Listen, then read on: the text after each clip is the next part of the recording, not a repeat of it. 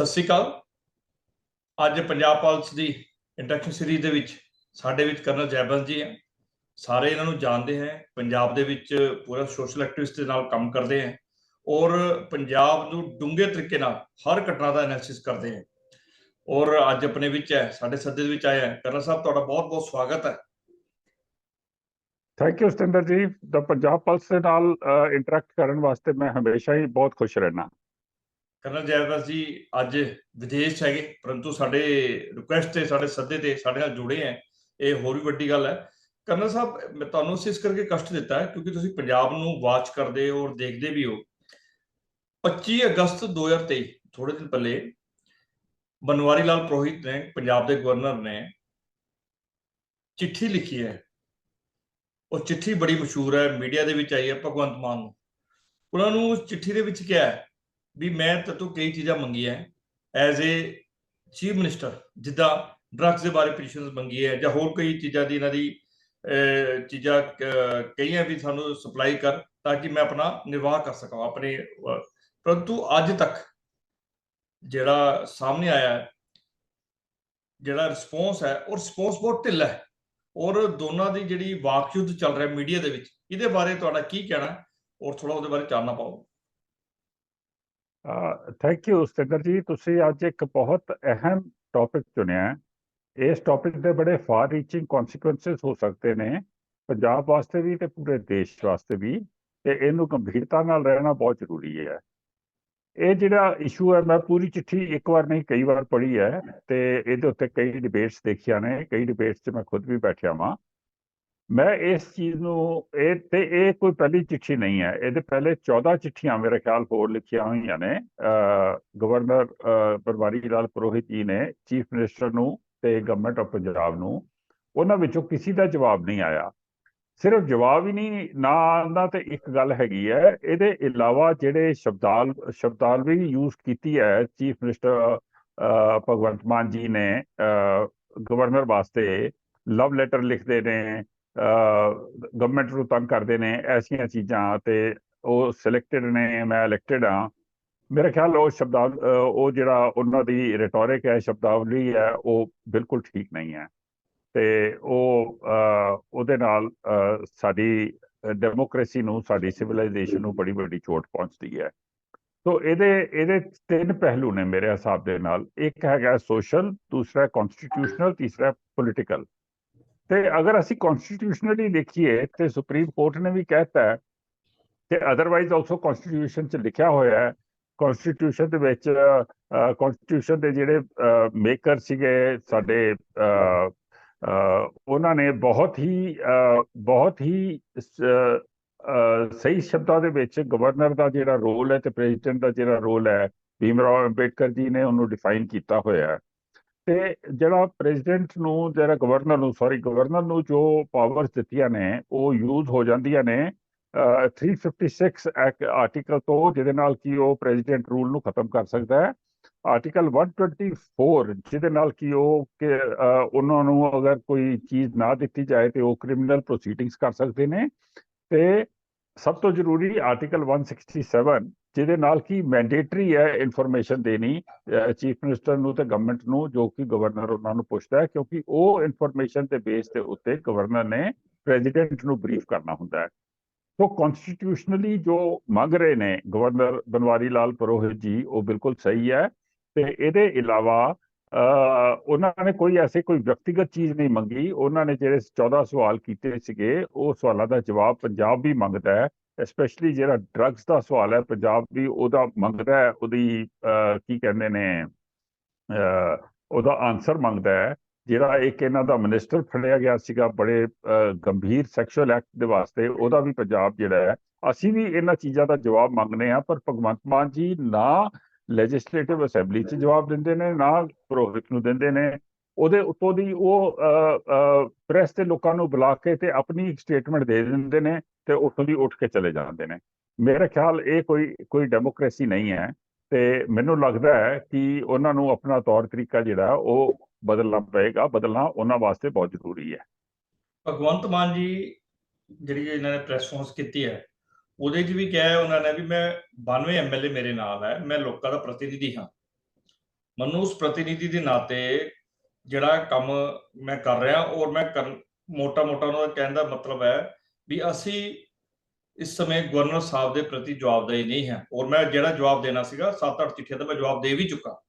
ਇਸ ਦੇ ਬਾਰੇ ਤੁਹਾਡਾ ਕੀ ਕਹਿਣਾ ਸਰ? ਦੇਖੋ 92 ਐਮਐਲਏ ਹੋਣ ਜਾਂ ਤਾਂ ਤੁਸੀਂ ਇੱਕ ਕੋਲੀਸ਼ਨ ਗਵਰਨਮੈਂਟ ਚਲਾ ਰਹੇ ਹੋ, ਜੋ ਕਨਸਟੀਟਿਊਸ਼ਨਲ ਅਥਾਰਟੀ ਹੈਗੀ ਹੈ ਗਵਰਨਰ ਦੇ ਕੋਲ, ਉਹ ਤੇ ਪਿੱਛੇ ਨਹੀਂ ਜਾ ਸਕਦੀ ਪ੍ਰੈਜ਼ੀਡੈਂਟ ਦੇ ਕੋਲ। ਉਹਨੂੰ ਤੁਸੀਂ ਇਹ ਨਹੀਂ ਕਿ ਤੁਹਾਡੇ ਕੋਲ 92 ਐਮਐਲਏ ਨੇ ਤੇ ਕਨਸਟੀਟਿਊਸ਼ਨ ਨੂੰ ਤੁਸੀਂ ਰੱਦ ਕਰਕੇ ਰੱਖ ਦੋਗੇ। ਮੈਨੂੰ ਲੱਗਦਾ ਹੈ ਕਿ ਇਹ ਬੜੀ ਵੱਡੀ ਇਮੈਚੁਰਿਟੀ ਹੈ ਆਪਣੇ on the part of the chief minister. ਮੈਨੂੰ ਇਹ ਵੀ ਲੱਗਦਾ ਹੈ ਕਿ ਉਹਨਾਂ ਦੀ ਜਿਹੜੀ ਪੁਰਾਣੀ ਆਦਤ ਹੈ ਨਾ, ਜਦੋਂ ਕਿ ਉਹ ਕਾਮੇਡੀਅਨ ਸੀਗੇ, ਕਾਮੇਡੀਅਨਸ ਦਾ ਕੰਮ ਹੁੰਦਾ ਹੈ ਰੋਸਟਿੰਗ ਕਰਨੀ। ਰੋਸਟਿੰਗ ਹੁੰਦਾ ਹੈ ਕਿ ਦੂਸਰੇ ਇਨਸਾਨ ਦਾ ਮਜ਼ਾਕ ਬਣਾਉਣਾ। ਉਹਨਾਂ ਦੀ ਜਿਹੜੀ ਉਹ ਆਦਤ ਹੈ ਨਾ, ਉਹ ਉਹਨਾਂ ਦੇ ਬੈਕ ਆਫ ਹਿਸ ਮਾਈਂਡ ਹੈ, ਪਰ ਉਹ ਇਹ ਨਹੀਂ ਸਮਝਦੇ ਨੇ ਕਿ ਇਹ ਕਾਮੇਡੀ ਸਰਕਸ ਨਹੀਂ ਚੱਲ ਰਿਹਾ ਹੈ। ਇਹਦੇ ਵਿੱਚ ਲੋਕਾਂ ਦੀ ਇਸ ਤਰੀਕੇ ਨਾਲ ਲੋਕਾਂ ਦਾ ਮਜ਼ਾਕ ਬਣਾਉਣਾ, ਲੋਕਾਂ ਦੀ ਬੇਇੱਜ਼ਤੀ ਕਰਨੀ, ਇਹ ਰਾਜਨੀਤੀ ਦੇ ਵਿੱਚ ਨਹੀਂ ਚੱਲਦੀ ਹੈ। ਰਾਜਨੀਤੀ ਦੇ ਵਿੱਚ ਮਾਨ ਸਨਮਾਨ, ਮੈਚੁਰਿਟੀ ਤੇ ਕਨਸਟੀਟਿਊਸ਼ਨ ਨੋਰਮਸ ਨੂੰ ਰੱਖਣਾ, ਆਪਣੇ ਦਫ਼ਤਰ ਦੀ ਗਰੀਮਾ ਨੂੰ ਰੱਖਣਾ, ਇਹ ਚੀਜ਼ਾਂ ਬਹੁਤ ਜ਼ਰੂਰੀ ਨੇ। तो उन्होंने ये कहना कि मेरे को 92 MLA ने तो मैंने जवाब देना जरूरी नहीं है, ये तो कॉन्स्टिट्यूशन के बिल्कुल खिलाफ है। तो इस चीज़ के बारे मतलब एक मनन वाली गल नहीं है। तो ये मैं ये भी तुहानू कह देवां हुणे ही कि चिट्ठियां नू जवाब देने दे विच प्रॉब्लम की है। वो मतलब जवाब दे के ये कह दें कि असी तुहानू इहदे बारे कोई इन्फॉर्मेशन नहीं दे सकते क्योंकि ये सीक्रेट है। सीक्रेट तो कुछ नहीं है, सारिया चिट्ठियां बाहर ने, पूरा पंजाब उन्हां दे बारे पुछ रहा है। ड्रग्स के उत्ते अगर कोई काम करना है गवर्नर ने, तो वो गवर्नर ते इनपुट उदों ही भेज सकता है ना प्रेजिडेंट नू या सेंट्रल गवर्नमेंट नू। जो इनपुट पंजाब तो आए अपने वालों तो इनपुट बना के नहीं भेज सकता है गवर्नर। तो सो ये चीज़ां जिहड़ियां ने गवर्नर उन्हां दी मदद कर सकता है। अगर वो गवर्नर दे नाल बना के रखणगे, गवर्नर के ऑफिस नू पोलिटिकली यूज करनगे, तो पंजाब का बहुत फायदा हो सकता है। पर वो इस चीज़ नू मनण नू तैयार नहीं। ਇਹਦੇ ਵਿੱਚ ਇੱਕ ਚੀਜ਼ ਆਉਂਦੀ ਹੈ, ਜਿੱਦਾਂ ਉਹ ਕਹਿੰਦੇ ਵੀ ਅਸੀਂ ਮੈਂ 92 ਐਮਐਲਏ ਮੇਰੇ ਨਾਲ ਹੈ। ਤੁਹਾਡੀ ਗੱਲ ਤੋਂ ਇਹ ਨਿਕਲ ਕੇ ਆਉਂਦਾ ਵੀ ਇਟ ਮੀਨਸ ਜਿਹੜੇ 92 ਐਮਐਲਏ ਵੀ ਉਹਦੇ ਨਾਲ ਹੈ, ਉਹਨਾਂ ਨੂੰ ਸੀਐਮ ਵੀ ਬਣੇ ਹੈ। ਸੀਐਮ ਵੀ ਕਨਸਟੀਟਿਊਸ਼ਨ ਦੇ ਅੰਡਰ ਬਣੇ ਹੈ। ਉਹਨਾਂ ਨੂੰ ਜਿਹੜੀ ਸ਼ਪਥ ਹੈ, ਉਹ ਵੀ ਜਿਹੜੀ ਓਥ ਵੀ ਆਪਾਂ ਜਿਹਨੂੰ ਕਹਿੰਦੇ ਆ, ਉਹ ਵੀ ਗਵਰਨਰ ਸਾਹਿਬ ਨੇ ਕਰਵਾਈ ਹੈ। ਉਸ ਤੋਂ ਇਲਾਵਾ ਜਦੋਂ ਕੇਂਦਰ ਸਰਕਾਰ ਨਾਲ ਰਾਬਤਾ ਕਰਨਾ ਹੁੰਦਾ ਹੈ, ਕਈ ਚੀਜ਼ਾਂ ਦਾ ਆਪਾਂ ਕਈ ਵਾਰੀ ਪੈਸੇ ਲੈਣੇ, ਕਈ ਵਾਰੀ ਕੋਈ ਜਿੱਦਾਂ ਪਿੱਛੇ ਡਰੱਗਸ ਆਪਣਾ ਸਾਡੇ ਹੜ੍ਹ ਬਹੁਤ ਆ ਗਏ ਸੀਗੇ ਪੰਜਾਬ ਦੇ ਵਿੱਚ, ਔਰ ਅਸੀਂ ਪੂਰਾ ਮਹੀਨਾ ਹੜ੍ਹਾਂ ਦਾ ਦੇਖਿਆ, ਔਰ ਉਸ ਵੇ ਵੀ ਆਪਾਂ ਲੇਟ ਹੋਏ ਆ, ਵੀ ਸਾਡਾ ਜਿਹੜਾ ਨੁਕਸਾਨ ਹੋਇਆ ਉਹਦੇ ਵਿੱਚ ਕੇਂਦਰ ਸਰਕਾਰ ਦੀ ਵੀ ਕਈ ਏਜੰਸੀਆਂ ਦੀ ਜ਼ਰੂਰਤ ਪੈਂਦੀ ਹੈ। ਇਸ ਤਰ੍ਹਾਂ ਦੇ ਜਦੋਂ ਅਸੀਂ ਕੰਮ ਕਰਨੇ ਹੁੰਦੇ ਆ, ਤਾਂ ਉਸ ਸਮੇਂ ਭਗਵੰਤ ਮਾਨ ਦਾ ਇਹ ਕਹਿਣਾ ਵੀ ਮੇਰੇ ਕੋਲ 92 ਐਮਐਲਏ ਔਰ ਮੈਂ ਕਨਸਟੀਟਿਊਸ਼ਨ ਨੂੰ ਸਾਨੂੰ ਇੱਕ ਮੈਸੇਜ ਪਬਲਿਕ ਦੇ ਵਿੱਚ ਇਹ ਵੀ ਜਾਂਦਾ ਵੀ ਸ਼ਾਇਦ ਉਹ ਕਨਸਟੀਟਿਊਸ਼ਨ ਨੂੰ ਆਪਣਾ ਸਮਝਦੇ ਕਿ ਨਹੀਂ ਸਮਝਦੇ, ਉਹਦੇ ਬਾਰੇ ਤੁਸੀਂ ਥੋੜਾ ਜਿਹਾ ਇੱਕ ਵਾਰੀ ਚਾਨਣਾ ਪਾਓ। ਤੁਸੀਂ ਬਿਲਕੁਲ ਸਹੀ ਕਿਹਾ ਸਿद्धर ਜੀ, ਬਿਲਕੁਲ ਸਹੀ ਕਿਹਾ। ਇਹੋ ਹੀ ਚੀਜ਼ ਹੈ ਜਿਹੜੀ ਕਿ ਮੈਨੂੰ ਬਹੁਤ ਜ਼ਿਆਦਾ ਤੰਗ ਕਰ ਰਹੀ ਹੈ ਕਿ ਸਾਡੇ ਹਿੰਦੁਸਤਾਨ ਦੇ ਪੋਲਿਟਿਕਸ ਦੇ ਵਿੱਚ ਕੋਈ ਇੱਕ ਐਸੀ ਥਾਟ ਪ੍ਰੋਸੈਸ ਆ ਗਈ ਹੈ ਕਿਸੇ ਪਾਰਟੀ ਦੇ ਵਿੱਚ, ਜੋ ਕਿ ਕਨਸਟੀਟਿਊਸ਼ਨ ਦੇ ਨਾਲ ਹੀ ਕਨਫਲਿਕਟ ਦੇ ਵਿੱਚ ਪੈ ਗਈ ਹੈ। ਇਹ ਪਹਿਲੇ ਕਦੀ ਕਿਸੇ ਨੇ ਨਹੀਂ ਕੀਤਾ। ਲੜਾਈਆਂ ਝਗੜੇ ਹੁੰਦੇ ਨੇ, ਇਹਦੇ 'ਚ ਸਾਰੇ ਇੱਕ ਦੂਸਰੇ ਦੇ ਨਾਲ ਕੁਝ ਕਹਿੰਦੇ ਨੇ, ਪਰ ਉਹਦੇ ਵਿੱਚ ਕਨਸਟੀਟਿਊਸ਼ਨ ਨੂੰ ਲੈ ਕੇ ਆ ਜਾਣਾ ਇਹ ਇੱਕ ਨਵੀਂ ਚੀਜ਼ ਹੈ, ਤੇ ਉਹ ਵੀ ਪੋਲੀਟੀਕਲ ਰੀਜ਼ਨਸ ਦੇ ਵਾਸਤੇ। ਇਹ ਜਿਹੜਾ ਪਾਲਿਸੀ ਹੈ ਆਮ ਆਦਮੀ ਪਾਰਟੀ ਦੀ, ਇਹ ਉੱਥੋਂ ਹੀ ਸ਼ੁਰੂ ਹੋ ਗਈ ਸੀਗੀ ਦਿੱਲੀ ਤੋਂ, ਕਿਉਂਕਿ ਦਿੱਲੀ ਦੇ ਵਿੱਚ ਵੀ ਇਹਨਾਂ ਦੇ ਜਿਹੜੇ ਸਰਬਰਾਹ ਨੇ ਉਹ ਹੀ was in conflict with the lieutenant governor, he continues to be in conflict with the lieutenant governor.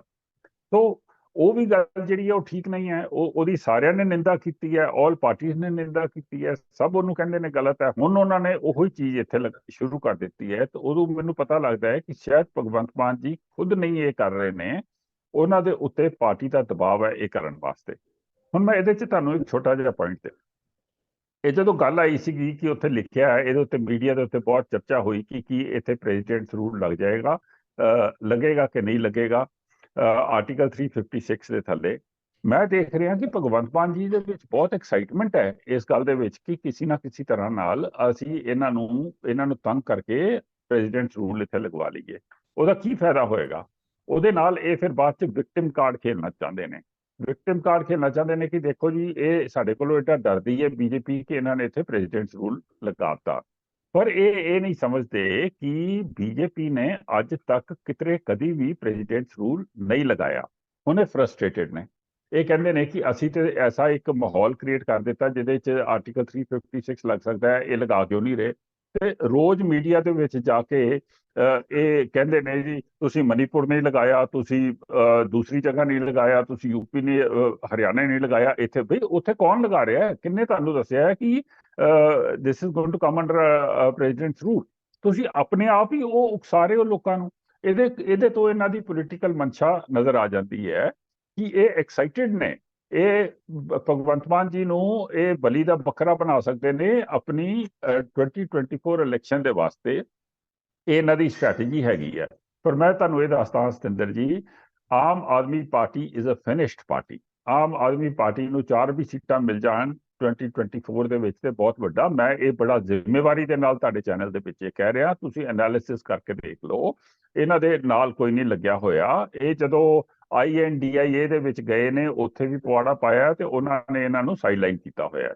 ਤੋ ਪਰ ਮੇਰਾ ਸਿਰਫ ਇਹ ਕਹਿਣਾ ਹੈ ਕਿ ਅਗਰ ਇਹਨਾਂ ਨੂੰ ਉੱਥੇ ਸੀਟਾਂ ਨਹੀਂ ਮਿਲਣੀਆਂ, ਉਦੋਂ ਤੱਕ ਇਹਨਾਂ ਨੇ ਪੰਜਾਬ ਨੂੰ 6 ਮਹੀਨੇ 'ਚ ਏਡਾ ਕੁ ਬਰਬਾਦ ਕਰ ਦੇਣਾ ਹੈ ਕਿ ਸਾਡੇ ਵਾਸਤੇ ਖੜੇ ਹੋਣਾ ਬਹੁਤ ਮੁਸ਼ਕਲ ਹੋ ਜਾਏਗਾ। ਇਸ ਚੀਜ਼ ਦਾ ਮੈਨੂੰ ਬਹੁਤ ਅਫਸੋਸ ਰਹਿੰਦਾ ਹੈ ਤੇ ਮੈਂ ਇਸ ਚੀਜ਼ ਤੋਂ ਡਰਦਾ ਵੀ ਬਹੁਤ ਹਾਂ। ਇੱਕ ਚੀਜ਼ ਬਾਰ-ਬਾਰ ਇਹ ਪਬਲਿਕ ਦੇ ਵਿੱਚ ਜਾ ਰਹੇ ਆ ਔਰ ਸ਼ਾਇਦ ਭੇਜਣ 'ਚ ਵੀ ਕਾਮਯਾਬ ਹੋ ਰਹੇ ਆ। ਉਹ ਇਹ ਕਹਿ ਰਹੇ ਹੈ ਵੀ ਜਿਹੜੀ ਇਹ ਲੜਾਈ ਗਵਰਨਰ ਸਾਹਿਬ ਨਹੀਂ ਲੜ ਰਹੇ, ਇਹ ਜਿਹੜੀ ਲੜਾਈ ਹੈ ਇਹਦੇ ਪਿੱਛੇ ਜਿਹੜੀ ਭਾਵਨਾ ਹੈਗੀ ਉਹ ਜਾਂ ਅਮਿਤ ਸ਼ਾਹ ਜੀ ਦੀ ਹੈ ਜਾਂ ਨਰਿੰਦਰ ਮੋਦੀ ਦੀ ਹੈ। ਇਸ ਕਰਕੇ ਗਵਰਨਰ ਸਾਹਿਬ ਸਾਰੇ ਕੰਮ ਕਰ ਰਹੇ। ਇਹਦੇ ਬਾਰੇ ਤੁਹਾਨੂੰ ਕੀ ਕਹਿਣਾ ਸਰ? ਦੇਖੋ ਜੀ, ਗਵਰਨਰ ਸਾਹਿਬ ਜਿਹੜੇ ਨੇ ਉਹ ਬਹੁਤ ਹੀ ਸੁਲਝੇ ਹੋਏ ਆਦਮੀ ਨੇ, ਬੜੇ ਐਕਸਪੀਰੀਅੰਸ ਨੇ। ਉਹ ਆਪੂ ਕਹਿੰਦੇ ਨੇ ਕਈ ਵਾਰ MP ਰਹੇ ਹੋਏ ਨੇ, ਕਈ ਵਾਰ ਉਹ ਉਹਨਾਂ ਨੂੰ ਦੂਸਰੇ ਅਹੁਦੇ ਮਿਲੇ ਨੇ, ਕਈ ਦੂਸਰੀ ਜਗ੍ਹਾ ਦੇ ਗਵਰਨਰ ਰਹੇ ਹੋਏ ਨੇ। ਤੇ ਪੰਜਾਬ ਤੁਸੀਂ ਵੈਸੇ ਦੇਖੋ, ਤੁਸੀਂ ਇੱਕ ਗੱਲ ਦੇਖੋ, ਪੰਜਾਬ ਦੇ ਵਿੱਚ ਨਾ ਮੈਂ ਬਹੁਤ ਡਾਇਰੈਕਟਲੀ ਇਹ ਗੱਲ ਕਹਿ ਦੇਣਾ ਕਿ ਪੰਜਾਬ ਨੂੰ ਲੱਗਦਾ ਹੈ ਕਿ ਸੈਂਟਰ ਦੇ ਕੋਲ ਪੰਜਾਬ ਦੇ ਬਾਰੇ ਸੋਚਣ ਦੇ ਇਲਾਵਾ ਹੋਰ ਕੋਈ ਕੰਮ ਹੀ ਹੈ ਨਹੀਂ। ਵੈਰਸ ਤੁਸੀਂ ਪੰਜਾਬ ਦਾ ਪੂਰੇ ਹਿੰਦੁਸਤਾਨ ਦੇ ਵਿੱਚ ਤੁਸੀਂ ਸਾਡਾ ਦੇਖੋ ਕੀ ਹੈਗੇ, ਬਾਰਡਰ ਸਟੇਟ ਹੈਗੇ ਆ, ਬਹੁਤ ਇੰਪੋਰਟੈਂਟ ਸਟੇਟ ਹੈਗੇ ਆ ਜੋ ਕਿ ਸੈਂਟਰ ਮੰਨਦਾ ਹੈ। ਪਰ 50,000 ਸਕੁਆਇਰ ਕਿਲੋਮੀਟਰ, 3.5 ਕਰੋੜ ਪੋਪੂਲੇਸ਼ਨ, ਇਹ ਪੋਲੀਟੀਕਲੀ ਕਿੰਨੀ ਰੈਲੀਵੈਂਟ ਸਟੇਟ ਹੈਗੀ ਹੈ ਇੰਡੀਆ ਦੇ ਵਿੱਚ। ਸੋ ਕਿ ਪੂਰਾ ਮਤਲਬ ਮੋਦੀ ਜੀ ਵੀ ਲੱਗੇ ਰਹਿਣਗੇ ਤੇ ਅਮਿਤ ਸ਼ਾਹ ਜੀ ਵੀ ਲੱਗੇ ਰਹਿਣਗੇ ਤੇ ਉਹ ਗਵਰਨਰ ਨੂੰ ਕਹਿਣਗੇ, ਉਕਸਾਣਗੇ ਕਿ ਤੁਸੀਂ ਪੰਜਾਬ ਨੂੰ ਕਿਸੇ ਤਰ੍ਹਾਂ ਆਪਣੇ ਕੰਟਰੋਲ ਦੇ ਵਿੱਚ ਕਰੋ। ਮੇਰੇ ਹਿਸਾਬ ਦੇ ਨਾਲ ਐਡੀ ਕੋਈ ਇੰਪੋਰਟੈਂਸ ਨਹੀਂ ਹੈ ਪੰਜਾਬ ਦੀ ਨੈਸ਼ਨਲ ਲੈਵਲ ਦੇ ਉੱਤੇ ਕਿ ਉਹ ਐਸੇ ਸ਼ਰੀਅੰਤਰ ਰਚਣਗੇ ਪੰਜਾਬ ਦੇ ਵਾਸਤੇ। ਸਾਡੀ ਜਿਹੜੀ ਬੀਜੇਪੀ ਦੀ ਜਿਹੜੀ ਇੱਥੇ ਪਾਲਿਸੀ ਆ ਪੋਜ਼ਿਟਿਵਿਟੀ ਦੀ ਹੈ। ਬੀਜੇਪੀ ਇੱਥੇ ਲੋਕਾਂ ਦੇ ਮਨ ਜਿੱਤਣੇ ਚਾਹੁੰਦੀ ਹੈ, winning of hearts and minds. ਉਹ ਗਰਾਊਂਡ ਦੇ ਵਿੱਚ ਕੰਮ ਕਰਕੇ ਦੱਸਣਾ ਚਾਹੁੰਦੀ ਹੈ ਕਿ ਅਸੀਂ ਪੰਜਾਬ ਦੇ ਨਾਲ ਲੱਗੇ ਹੋਏ ਹਾਂ। ਸਾਡੇ ਪ੍ਰਾਈਮ ਮਿਨਿਸਟਰ ਦਾ ਸਿੱਖਾਂ ਦੇ ਨਾਲ ਤੇ ਪੰਜਾਬ ਦੇ ਨਾਲ ਇੱਕ ਇਮੋਸ਼ਨਲ ਕਨੈਕਟ ਹੈਗਾ। ਸੋ ਸਾਰਾ ਕੁਝ ਸਾਡਾ ਪੋਜ਼ਿਟਿਵ ਹੈ। ਉਹਦੇ ਵਿੱਚ ਅਸੀਂ ਐਸੀ ਨੈਗੇਟਿਵਿਟੀ ਜਿਹੜੀ ਹੈ ਬੀਜੇਪੀ ਕਿਉਂ ਲੈ ਕੇ ਆਏਗੀ, ਜਾਂ ਅਮਿਤ ਸ਼ਾਹ ਜੀ ਜਾਂ ਨਰਿੰਦਰ ਮੋਦੀ ਜੀ ਜਾਂ ਬਨਵਾਰੀ ਲਾਲ ਪੁਰੋਹਿਤ ਜੀ। ਅਸੀਂ ਤੇ ਕਹਿੰਦੇ ਹਾਂ ਤੁਸੀਂ ਚੰਗੀ ਤਰ੍ਹਾਂ ਪੰਜਾਬ ਨੂੰ ਚਲਾਓ, ਕੁਝ ਲੋ ਸੈਂਟਰ ਦੇ ਕੋਲੋਂ ਤੇ ਪੰਜਾਬ ਦੀ ਤਰੱਕੀ ਕਰਾਓ। ਸਭ ਨੂੰ ਪਤਾ ਹੈ ਕਿ 92 MLA ਦੇ ਨਾਲ 5 ਸਾਲਾਂ ਦੇ ਵਾਸਤੇ ਇਹਨਾਂ ਦੀ ਜਿਹੜੀ ਸਰਕਾਰ ਹੈ ਉਹ ਡਿੱਗ ਨਹੀਂ ਸਕਦੀ ਹੈ। ਸਿਰਫ ਇਹਨਾਂ ਨੂੰ ਹੀ ਸਾਰਾ ਟਾਈਮ ਰਹਿੰਦੀ ਹੈ, ਡਿਸਟਰਸਟ ਰਹਿੰਦਾ ਹੈ ਤੇ ਇਨਸਿਕਿਉਰਿਟੀ ਰਹਿੰਦੀ ਹੈ। ਇਹਨਾਂ ਨੂੰ ਆਪਣੀ ਇਨਸਿਕਿਉਰਿਟੀ ਨਾਲ ਖੁਦ ਲੜਨਾ ਚਾਹੀਦਾ, ਦੂਸਰਾ ਤੇ ਉੱਤੇ ਨਹੀਂ ਪਾਣੀ ਚਾਹੀਦੀ। ਕਰਨਲ ਸਾਹਿਬ, ਤੁਸੀਂ ਅੱਜ ਇਸ ਵਿਸ਼ੇ ਤੇ ਸਾਨੂੰ ਚਾਨਣਾ ਵੀ ਪਾਇਆ ਔਰ ਸਾਡੇ ਸਰੋਤੇ ਆ ਉਹਨਾਂ ਨੂੰ ਵੀ ਦੱਸਿਆ, ਔਰ ਮੈਨੂੰ ਲੱਗਦਾ ਵੀ ਸਾਡੀ ਗੱਲ ਸੁਣ ਕੇ ਸਰੋਤੇ ਵੀ ਅੰਦਰ ਵੀ ਕਲੈਰਿਟੀ ਹੋਏਗੀ ਔਰ ਕੁਝ ਸਰੋਤਿਆਂ ਨੂੰ ਕੁਝ ਸਾਤੋਂ ਪੁੱਛਣਾ ਹੋਏਗਾ ਤਾਂ ਪੰਜਾਬ ਪਲਸ ਦੇ ਵਿੱਚ ਜਾ ਕੇ ਸਾਨੂੰ ਕੁਝ ਨਾ ਕੁਝ ਪੁੱਛ ਵੀ ਸਕਦੇ, ਆਪਣੀ ਇਨਪੁਟਸ ਵੀ ਦੇ ਸਕਦੇ ਆ। ਕਰਨਲ ਸਾਹਿਬ, ਤੁਸੀਂ ਅੱਜ ਸਾਡੇ ਕੋਲ ਆਏ, ਸਾਡੇ ਸੱਦੇ ਤੇ ਆਏ, ਤੁਹਾਡਾ ਬਹੁਤ ਬਹੁਤ ਸ਼ੁਕਰੀਆ। ਜੈ ਹਿੰਦ, ਸਤਿ ਸ੍ਰੀ ਅਕਾਲ, ਬੰਦੇ ਮਾਤਰਮ। ਥੈਂਕ ਯੂ ਸਤਿੰਦਰ ਜੀ। ਮੈਂ ਲਾਸਟ ਜਾਣ ਤੋਂ ਪਹਿਲੇ ਸਿਰਫ ਏਡਾ ਹੀ ਕਵਾਂਗਾ, ਮੈਂ ਇੱਕ ਸਲਾਹ ਦਵਾਂਗਾ ਜੋ ਕਿ ਗਵਰਨਰ ਬਨਵਾਰੀ ਲਾਲ ਜੀ ਨੇ ਵੀ ਦਿੱਤੀ ਹੈ ਭਗਵੰਤ ਮਾਨ ਜੀ ਨੂੰ, ਕਿ ਮੈਚੁਰਿਟੀ ਦੇ ਨਾਲ ਕੰਮ ਕਰੋ। ਕੋਈ ਗ੍ਰੇਸ ਹੁੰਦਾ ਹੈ, ਕੋਈ ਡੈਕੋਰਮ ਹੁੰਦਾ ਹੈ, ਕੋਈ ਇਹ ਪਰਸਨਲ ਐਨੀਮੋਸਿਟੀਜ਼ ਨਹੀਂ ਹੁੰਦੀਆਂ ਨੇ। ਇੱਕ ਚੀਫ ਦੇ ਕੋਲ ਕੋਈ ਪ੍ਰੈਜੁਡਿਸ ਨਹੀਂ ਹੋਣੀ ਚਾਹੀਦੀ ਹੈ। ਤੇ ਪਲੀਜ਼ ਕਨਸਟੀਟਿਊਸ਼ਨ ਨੂੰ ਰਿਸਪੈਕਟ ਕਰੋ, ਸੁਪਰੀਮ ਕੋਰਟ ਨੂੰ ਰਿਸਪੈਕਟ ਕਰੋ। ਪੰਜਾਬ ਦਾ ਜਗ੍ਹਾ ਜਗ੍ਹਾ ਤੁਸੀਂ ਇੱਕ ਨਮੂਨਾ ਨਾ ਬਣਾਓ। ਇਹ ਗਵਰਨਰ ਦੇ ਨਾਲ ਤੁਸੀਂ ਕਨਫਲਿਕਟ ਕਰਕੇ ਸੋਚਦੇ ਹੋ ਕਿ ਤੁਸੀਂ ਬਹੁਤ ਲੋਕਾਂ ਦੇ ਦਿਲਾਂ ਦੇ ਵਿੱਚ ਜਾ ਰਹੇ ਹੋ, ਪਰ ਇਹ ਤੁਹਾਡਾ ਤਰੀਕਾ ਹੈਗਾ, ਇਹ ਤੁਹਾਡਾ ਇੱਕ ਪਾਲਿਸੀ ਹੈ ਜਿਹੜੀ ਕਿ ਤੁਸੀਂ ਐਜ਼ ਅ ਮੀਡੀਆ ਪਰਸਨ, ਪੁਰਾਣੇ ਮੀਡੀਆ ਪਰਸਨ ਕਰਦੇ ਹੋ, ਪਰ ਇਹਦੇ ਨਾਲ ਕੋਈ ਫਾਇਦਾ ਨਹੀਂ ਹੋਣਾ ਪੰਜਾਬ ਦਾ। ਮੈਂ ਹੱਥ ਜੋੜ ਕੇ ਉਹਨਾਂ ਨੂੰ ਬੇਨਤੀ ਕਰਨਾ ਕਿ ਉਹ ਆਪਣੀ ਜਿਹੜੀ ਪਾਲਿਸੀ ਹੈ ਤੇ ਆਪਣੀ ਉਹਨਾਂ ਦੀ ਥਾਟ ਪ੍ਰੋਸੈਸ ਹੈ ਉਹਦੇ ਵਿੱਚ ਥੋੜੀ ਮੈਚੁਰਿਟੀ ਲੈ ਕੇ ਆਉਣ। Thank you very much Satinder ਜੀ। ਬਹੁਤ ਬਹੁਤ ਸ਼ੁਕਰੀਆ ਕਰਨਾ ਸਾਹਿਬ, ਬਹੁਤ ਬਹੁਤ ਸ਼ੁਕਰੀਆ। Thank you. ਸਤਿ ਸ਼੍ਰੀ ਅਕਾਲ ਜੀ।